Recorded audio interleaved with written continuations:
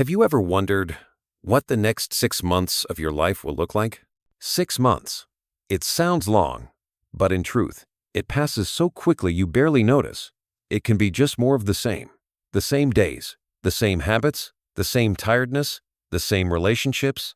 Or it can turn you into someone even you wouldn't recognize, but in a brighter, truer, and freer way. I'm not talking about changing your appearance, not a new job, not a new love, not even a trip to somewhere far away.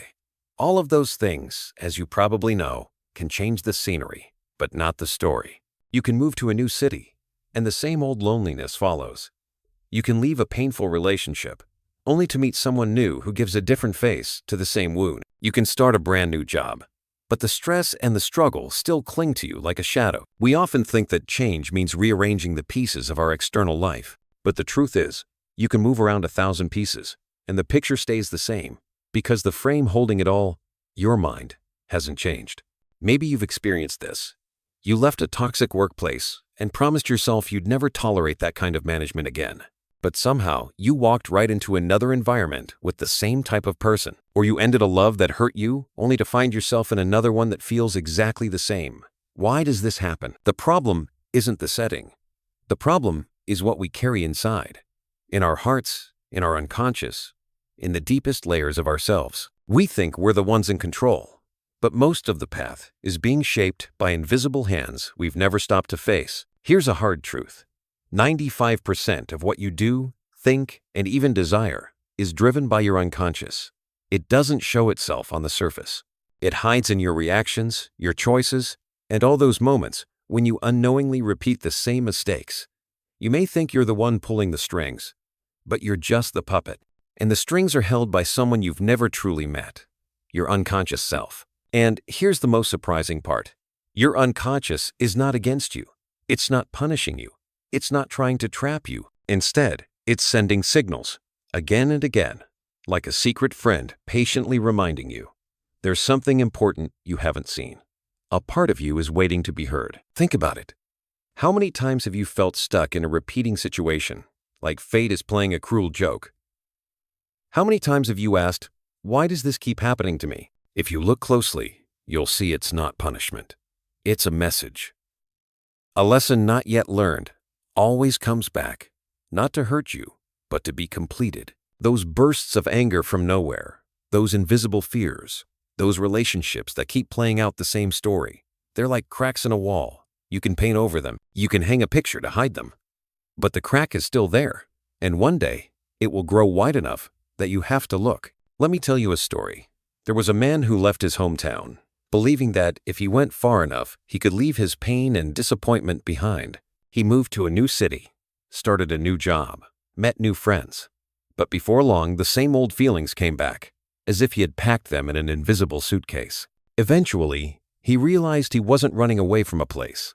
He was just running in circles around himself. And, you know what? Many of us are doing the same. But what if I told you that 6 months is enough to change everything? 6 months to see what you've never dared to look at, to make peace with it, to reclaim the strength you once gave away, to stop living as a stranger in your own life. Not 10 years, not a lifetime, just 6 months. If you're willing to face it. Some people call this journey the death of the old self and the birth of the true self. Sounds scary, doesn't it? But deep down, you know it's already begun. Every time you sigh and feel like your life isn't real, every time you feel you're living for others' expectations instead of the voice in your heart, that's the invitation to change. Now picture this. 6 months from now, you wake up and instead of feeling heavy, you feel light. You know what matters and what's just noise. The things that used to drive you crazy no longer shake you. The choices that once confused you are now clear as day. You no longer struggle to be someone else, because being yourself is finally enough. Sounds like a dream? Maybe. But that dream is real. If you're willing to step into the journey, 6 months, time will pass either way. The question is, do you want the next 6 months to pass in the same old loop or become the gateway to a rebirth? And when you ask that question, something begins to appear, a hidden land within your soul, where all the parts you've denied are waiting. Some call it the shadow. Will you dare to look it in the eye? The shadow. Just hearing those words makes most people uneasy. We often associate it with guilt, with darkness, with the raw, primal parts of ourselves we try so hard to hide. But the truth is, the shadow isn't just about what's bad or broken. It holds a treasure trove of parts you once buried, just to be more accepted. Every time you suppressed your anger to keep the peace. Every time you hid your ambition so you wouldn't seem greedy. Every time you forced yourself to appear strong just to cover up your vulnerability. All of that was pushed into the shadow. But it didn't disappear. It simply sat there, silently, waiting for a chance to speak. And over the years, it has spoken, in the only way it knows how, through repetition. The same situations returning in your life, emotions erupting out of nowhere, decisions you think you're making freely, but are really just old patterns playing out. This is the language of the shadow. Most people try to escape it. They search for a different job, a new partner, a fresh start in a faraway place. But none of it matters if the invisible suitcase is still locked inside your mind. The more you run, the tighter its grip becomes. And so we repeat, like a boat spinning endlessly in a whirlpool. But here's the strange thing. The shadow doesn't want to ruin you. It wants to rescue you. It is the part of you that was cast aside, longing to be seen. And the only way it can reach you is by creating those familiar scenes. So you're forced to ask, why is this happening again? The answer lies in the courage to look directly. The first 2 months of this journey aren't about changing anything big. They're about learning how to observe. A kind of observation that is sharp and honest enough to make you uncomfortable. Because it's no longer about observing the world around you. It's about observing the person you see in the mirror. Every time someone makes you furious, pause. Don't just look at them. Look at the storm rising inside you. Why did they strike that chord?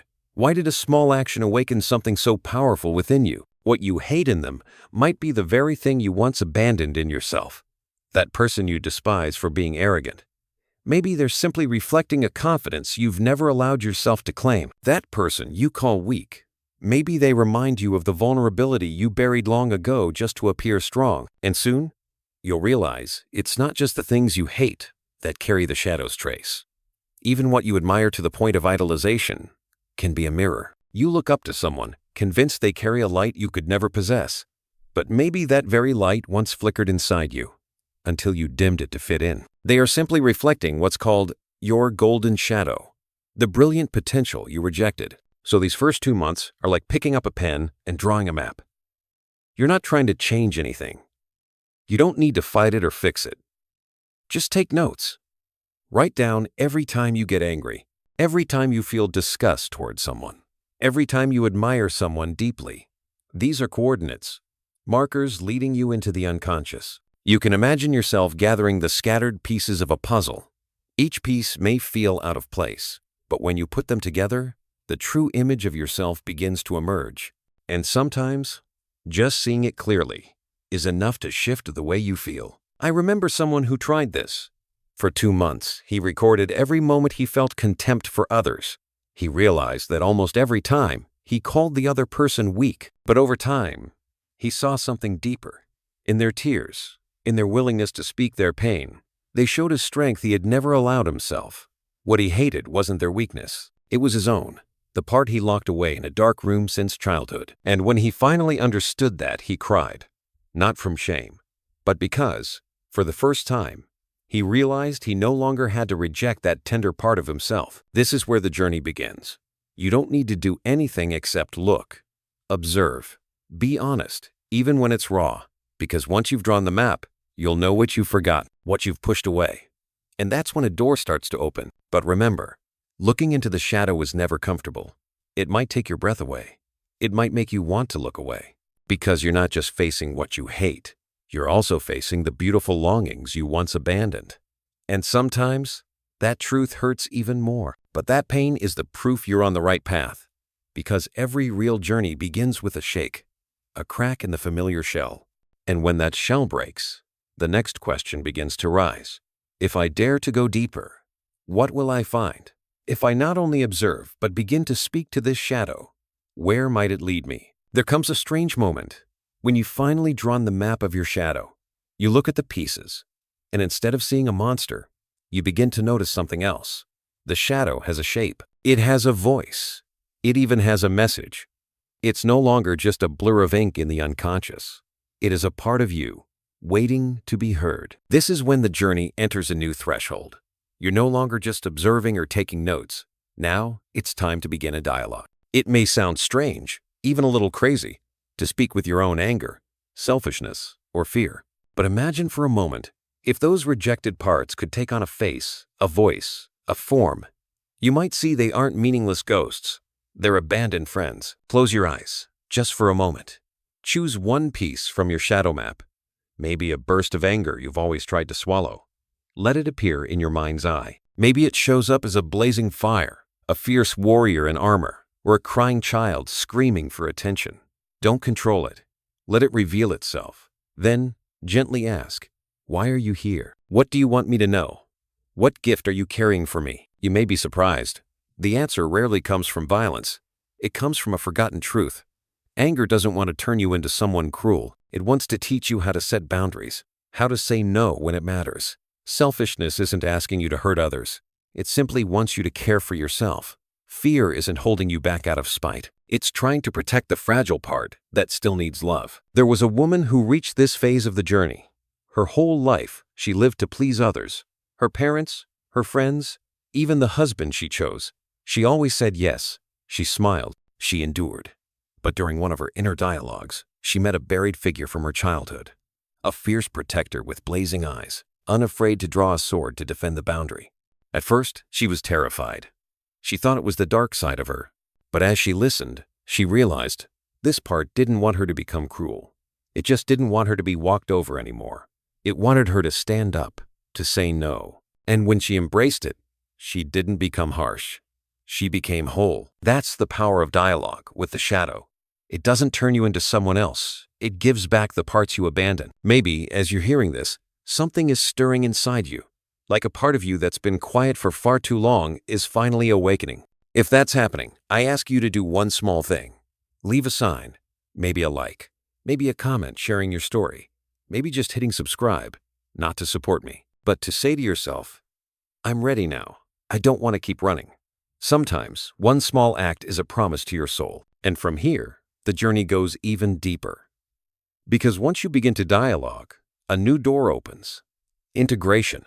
The shadow is no longer something outside of you. It becomes a companion, and now, you're invited to bring it into your everyday life. Think about it.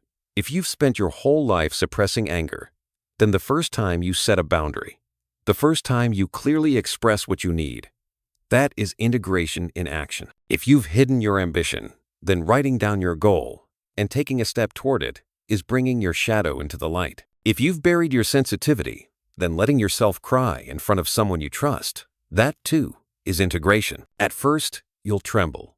You'll worry that you're being too much. You'll fear being misunderstood.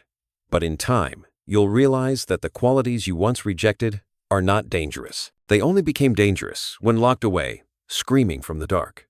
Once seen, once expressed with awareness, they bring strength, energy, and freedom. Day by day, you'll feel yourself reclaiming piece by piece.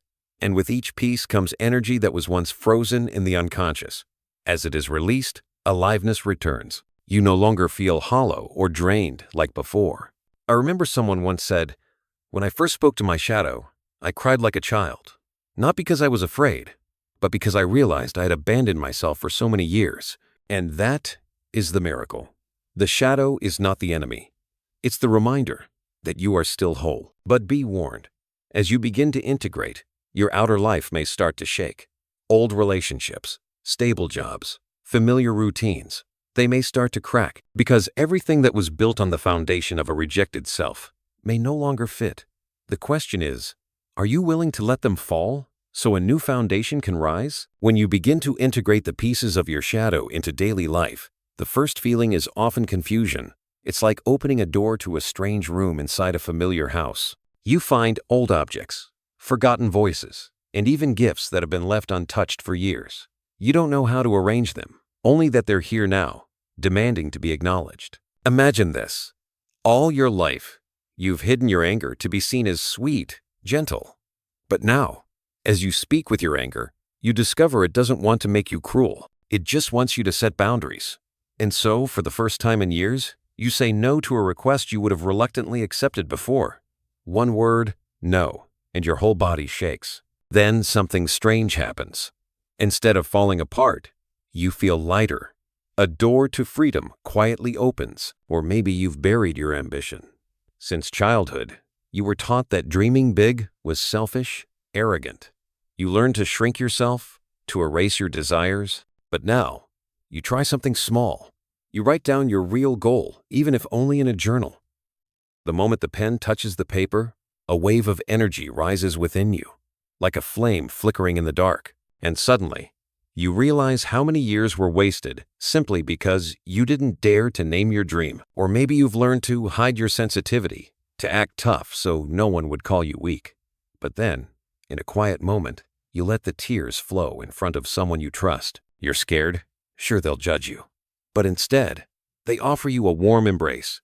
And in that moment, you realize your vulnerability doesn't make you small. It makes you human. This is the real step of integration. You don't need to change the whole world. You just need to take small, specific actions rooted in the parts of yourself you once rejected. Each act is like reclaiming a piece of your soul. But when the shadow is brought into the light, one thing becomes inevitable. Your entire life will begin to shift. Because everything you've built, relationships, routines, jobs, may have been formed around an incomplete self. And when that self begins to change, the foundation starts to crack. You'll find yourself no longer able to tolerate what once felt normal. A relationship built on silent endurance starts to feel suffocating. A job that asks you to sacrifice yourself becomes unbearable. People you used to please might no longer recognize you, because you're no longer the one who always says yes. This moment is frightening and necessary. It's like a house built on sand finally crumbling. You panic, thinking you're losing everything. But you're not. What you're losing was never stable. It had to fall, so you could build something new, on solid ground. I remember a man who went through this stage. Everyone saw him as the nice guy. Always helpful, always kind. But after integrating his shadow, he realized that his kindness was partly driven by a fear of being abandoned. He wasn't truly kind. He was just afraid to say no. And when he finally began setting boundaries, some people left. At first, he was devastated. It felt like he was destroying everything. But in time, the ones who remained were the ones who valued him, not for his submission, but for his truth. What looked like collapse was actually the beginning. This is the first climax of the 6-month journey, the necessary unraveling. It's not a sign of failure. It's the sign of transformation. You are crossing the line between the old and the new. But be careful. This is where many people turn back. Because when life starts to shake, the pain of losing the familiar feels too heavy. They return to the old loop. They choose the discomfort they know over the freedom they don't. This choice is like standing on a cliff's edge. You can turn back to the worn-out path, or you can leap and discover wings you never knew you had. And this is only the beginning. Because this tremor leads to something even deeper, the death of the old self. When the shadow has been integrated, when the foundation starts to fall, you don't just lose a few habits or relationships. You begin to lose the very identity you once clung to. It is terrifying and sacred, because only when the old self dies can the true self be born. So I ask you now, are you ready to walk into that storm? One day, you wake up and feel like you no longer recognize yourself. The reactions you once relied on, the ways you used to respond to life, suddenly feel distant. You can't pretend to smile through another boring party. You can't keep nodding to unreasonable requests. And yet, you're not entirely sure how to respond either. You're standing between two shores, having stepped away from your old self, but not yet fully becoming someone new. This is what many describe as living in two worlds at once. On one side, you still hear the familiar voice of your old identity. Stay safe. Keep things the way they are. Don't disappoint anyone. Don't take risks. On the other side, there's a quieter voice, deeper and more persistent. Take the step. Live truthfully. Believe that you are enough. This inner tension can become almost unbearable. It's like two rivers flowing in opposite directions through the same body. You feel torn, belonging to neither side. This is what people call the death of the ego. Not a physical death, but the unraveling of a mask you've worn for too long. Imagine wearing a shirt that's far too tight, one you've had since childhood. As you grow, the shirt no longer fits, it suffocates you. You know you need to take it off, but when you do, you feel exposed. That shirt, however restricting, has been familiar. It is your old self, shaped by family expectations, by social norms, by old wounds. It's not really you, but you've worn it so long that you believed it was. And now, as that old layer tears away, you feel raw, vulnerable. Everything feels unfamiliar, even your own reflection in the mirror. Someone once described this phase as being pregnant with yourself. He said, "I feel like I'm about to give birth to someone new, and that someone is me. I am both the mother and the child. Each day is a pain, and also a miracle." This is the unavoidable tension, holding on to the old while opening to the new. And your task isn't to choose one over the other. It's to allow both to exist, even when it's messy, even when you feel like you're falling apart. In those moments, the most important thing is to not rush. Don't force yourself back into the old self, but also don't leap too quickly into a new identity that hasn't fully formed. Let yourself stay in the in-between, because it's in that liminal space that a new version of you is quietly being born. You'll see it in the most ordinary moments. Someone says something that triggers your anger. The old self wants to react, stay silent, or explode. The new self whispers, "Try something different. Set a calm boundary. Speak your truth." Both responses will pull at you, and instead of choosing too quickly, stay with that tension. Observe it. Let it teach you. At first, this will feel impossible. But over time, something miraculous happens in that unbearable space. A third path begins to appear. Not the old compliance, not the explosive reaction, but a new, more complete response. One that is real, grounded, and whole. Some call this the transcendent function, the moment when your conscious mind and unconscious self stop battling and begin working together to shape a larger, truer version of you. I remember a woman who lived through this phase. She had always been a people pleaser, never dared to say no. After months of shadow work, she began setting boundaries. But in the 5th month, she found herself overwhelmed. One part of her wanted to keep the peace. The other wanted to burn every bridge that didn't honor her. Every day felt like an internal war, but slowly, she learned to stay with that tension, without rushing to either side. And in that space, she discovered a new voice, one that could say no calmly and firmly. She was no longer the quiet, agreeable girl, but she also wasn't a raging rebel. She had become someone new, strong yet soft, clear yet loving. This phase feels like standing on the edge of a cliff. You're no longer who you were, but not quite who you're becoming. The disorientation can be terrifying. You might feel like giving up, but remember this. That sense of disconnection is proof you're on the right path, because every rebirth demands a death. The old self must fall apart so the true self can rise. And that unraveling always comes with pain. There is no way around it. So if you feel like you're living between two worlds, if you feel like you no longer belong anywhere, that's not a sign of being lost. That's the preparation for the biggest leap of your life. And when the storm reaches its peak, something extraordinary happens. The emergence of a new center, your true essence. No longer wrapped in a too tight shirt, no longer hidden behind a mask, but fully you, for the first time. Are you ready to witness that birth? Then one morning, you open your eyes and notice something has changed in the way you breathe. Not just with your lungs, but with your whole body. Everything around you looks the same, yet somehow everything feels different. The light streaming through the window is just like every other day. The birds still sing their usual songs, but something inside you has shifted. You are no longer caught between two worlds. There's a new kind of clarity, so calm it surprises you. This is the moment Jung called the birth of the self, your true essence. It is not a polished ego or a better version of your old self. It is an entirely different center, a deep anchor from which every decision, every reaction, every breath now begins. If the old self was a mask, the self is your real skin, inseparable, unhidden, unafraid of the light. You notice this most clearly in the situations that used to drive you mad. Someone makes a critical remark. In the past, you would have felt angry or ashamed, trying to defend yourself or prove your worth. But now, you simply smile. Not because you're trying to be noble, but because, deep in your bones, you know that comment does not define you. Or perhaps an opportunity comes your way. Before, you would hesitate, second guess, feel afraid. But now, you feel a light shining from your center, telling you this is your path, and you walk it without needing to overthink. This is not the result of small, gradual change. It feels like a leap, as if your entire inner structure has been reassembled overnight. The old patterns that once trapped you have fallen away. The walls that used to block your path have disappeared.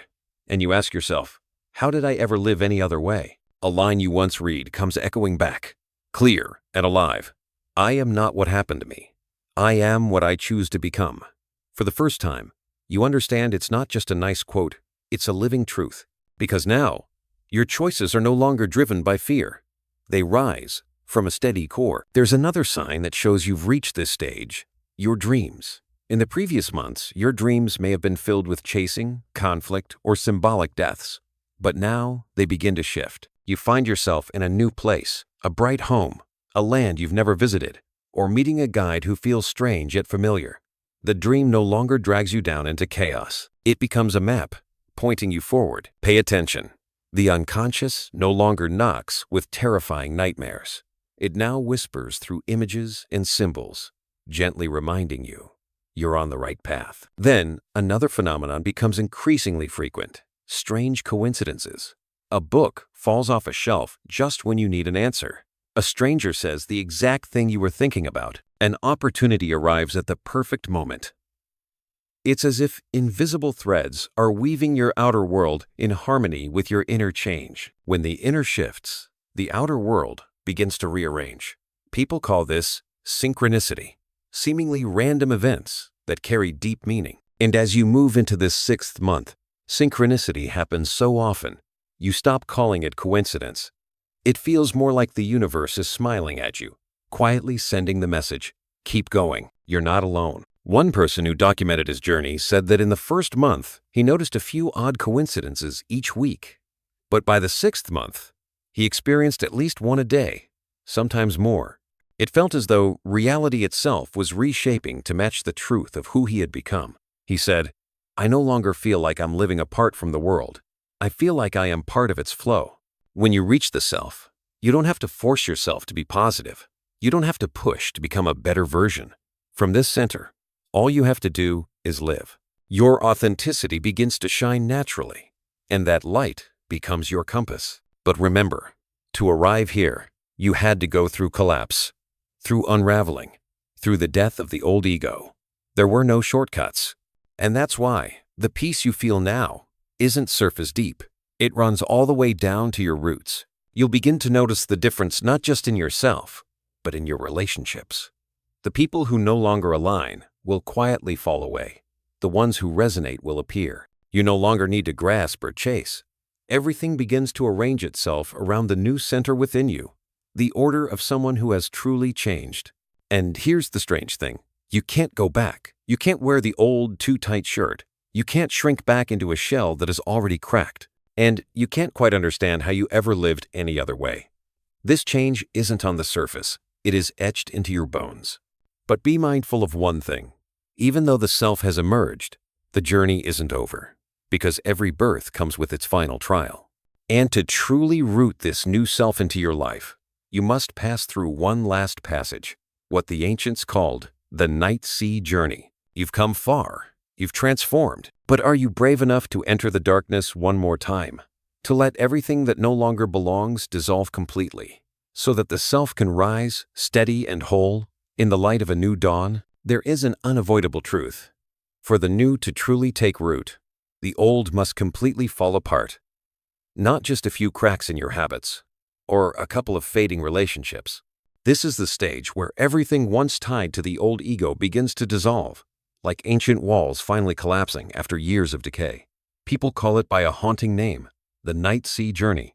You don't enter this journey by willpower, but by necessity. By the 6th month, when the self begins to emerge, the old has nowhere left to hide. A friendship built on endurance suddenly becomes too heavy to carry. A job that once brought status or money turns into a suffocating cage. A relationship that once felt like refuge reveals fractures too deep to mend. At first, you panic.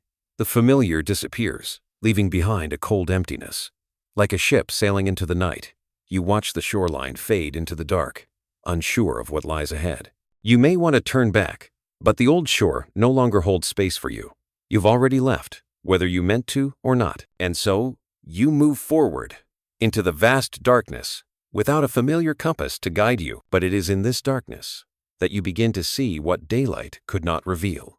Like stars that only appear when the sky goes black, the truth of yourself only shines when all outer layers fall away. You begin to realize that what you thought was loss was simply clearing. You haven't lost yourself, only the chains that once obscured you. One woman described this moment like this: I woke up one morning and couldn't remember how I ever lived before. I looked at my old clothes, my old routines, and they felt like children's toys. Not because they were bad, but because they no longer fit. I wasn't the person who could wear them anymore. That's the sign of true transformation. When you don't just walk away from the old, you become someone the old can no longer cling to, like shedding a skin that no longer belongs to your body. Still, this darkness doesn't come without weight. There is an emptiness, a silence that can feel unbearable. You might feel lonely, as if the old world has abandoned you, while the new world has yet to arrive.